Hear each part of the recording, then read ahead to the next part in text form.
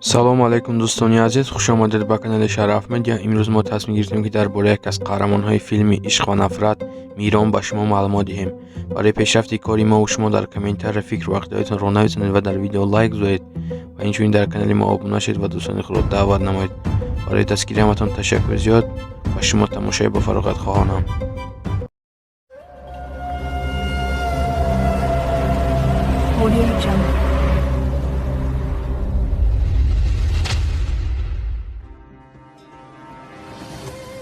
Акын Акнозу 1 январи соли 1990 дар шаҳри Анқараи Туркия ба дунё омадааст. Ӯ ҳаёти кӯдакиашро дар шаҳри Анқара гузаронидааст. Акын Акнозу аз омони тифлӣ зиндагӣ бениҳоят муваффақ дошт. Ӯ мактаби миёнаро бошад дар шаҳри Анқара хатм намудааст. Бо ҳадафҳои баланд барои оянда Акын Акнозу беҳтарин факултетро барои таҳсил барои донишгоҳ ба даст овард. дар ин байн ӯ ба дарсҳои актёрӣ низ мегирифт. модари Акин Акнозу яке аз ҳунармандони хубе мебошад.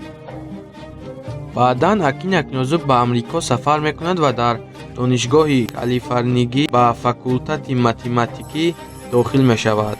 Акин Акнозу вақте ки солҳои донишҷӯиро оғоз кард, вай дар театрҳо нақшофариро шурӯъ кард. ӯ аввалин маротиба соли 2014 дар яке аз силсилафилмҳои машҳур бо номи Азраил нақшофарӣ кардааст. Акин Акнозу диққати ҳамаро ба худ ҷалб кардааст.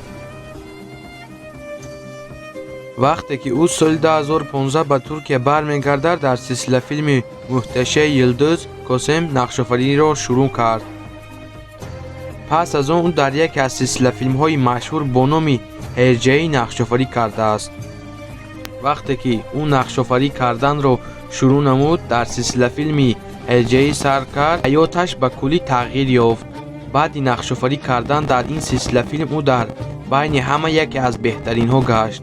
Акин Акнозу бисёртар ба таъмин машғул аст. мувофиқи маълумотҳои гирифтаамон, Акин Акнозу оиладор нест, вале мегӯянд ки дӯстдоштае дорад. Акин Акнозу соли 2014 дар силсилафилми Азраил бо тахаллуси Гафур ҳунарнамоӣ кардааст. соли 2015 бошад ӯ дар силсилафилми Муҳташаи Йилдуз Косем бо тахаллуси Иван Алӣ ҳунарнамоӣ кардааст.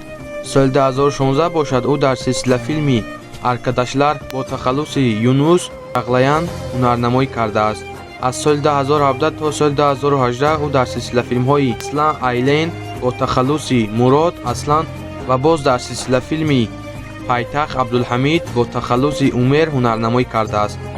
соли 2019 ӯ дар яке аз силсилафилмҳои машҳур бо номи Ҳерҷаӣ, яъне Ишқ ва нафрат бо тахаллуси Мирон нақшофарӣ кардааст. дӯстони азиз, барои диққататон ташаккури зиёд. инак мо ба анҷоми барнома расидем. барои пешрафти кори мо шумо дар комментария фикру ақидатонро нависонед ва дар видео лайк гузоред ва инчунин дар канали Шараф Медиа обуна шавед ва дӯстони худро даъват намоед. хайр то барномаҳои дигар. худо ёру мададгоратон бод.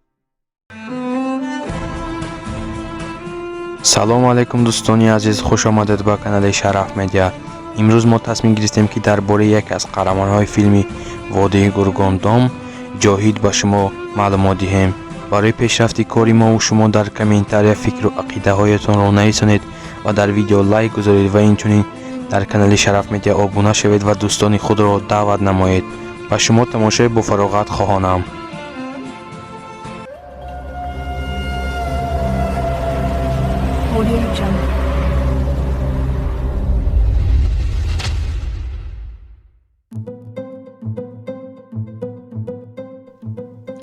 ҷоид Каёғлу ҳунарманди машҳуре ки мо ӯро бисёртар бо тахаллуси Ҷоҳид ки дар филми Водии Гургондом нақшофарӣ кардааст мешиносем. ҷоид Каёғлу 11 октябри соли 1974 дар шаҳри Элазия, Туркия ба дунё омадааст. ӯ ҳаёти кӯдакиашро дар шаҳри Элазия гузаронидааст ва инчунин мактаби миёнаи ва литсеи онҷоро хатм кардааст. ҷоид Каёғлу аз хурдсолӣ ба актёрӣ шавқу ҳавас надошт ва ҳатто дар фикру хаёлашам набуд ки ҳунарманд мешавад. баъди хатми донишгоҳ ҷоид каёғлу дар терминали байналмилалии фурудгоҳи Ататурк бо ҳайси комиссари полис корро шурӯъ кард. баъди якчанд муддате ба ӯ як пешниҳоде аз тарафи Неджати Шашмаз яъне Полат Алендар омад. ин пешниҳодро дар силсилафилми Курдлар Вадиси Пусу яъне Водии Гургон дом буд. Ҷоид Каёғлу корашро тарк карда ҳамроҳи Неджати Шашмаз нақшофариро дар силсилафилми Водии Гургон дом оғоз намуд.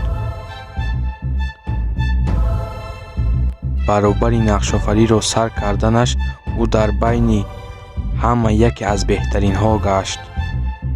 то ин дам Ҷоид Каёғлу дар ягон силсилафилм нақшофарӣ накарда буд ва аввалин силсилафилми ӯ Водии Гургон дом мебошад.